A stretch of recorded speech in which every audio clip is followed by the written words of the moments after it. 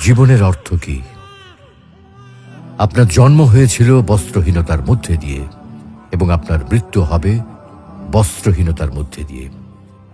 আপনি পৃথিবীতে এসেছিলেন অত্যন্ত দুর্বল হয়ে।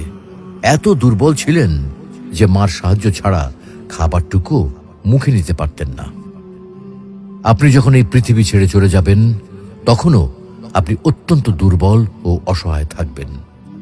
তখন আপনার কাফনের কাপড়টুকু আপনি নিজে পরতে পারবেন না, আরেকজন আপনাকে তা পরিয়ে দেবে। যখন আপনি এই পৃথিবীতে এসেছিলেন তখন আপনার অর্থ সম্পদ কিছুই ছিল না। যখন আপনি এই পৃথিবী ছেড়ে চলে যাবেন তখনও আপনার অর্থ সম্পদ কিছুই থাকবে না। আপনাকে প্রথম গোসল যেমন অন্য কেউ দিয়েছিল, তেমনি আপনার শেষ গোসলও অন্য কেউ দেবে। আপনি যেমন পৃথিবীতে একা এসেছিলেন, ঠিক তেমনি ভাবে আপনাকে পৃথিবী থেকে একাই চলে যেতে হবে। আপনার সঙ্গে আপনার প্রিয়জন কেউ যাবে না। এটাই জীবন। হ্যাঁ, এটাই তো জীবন।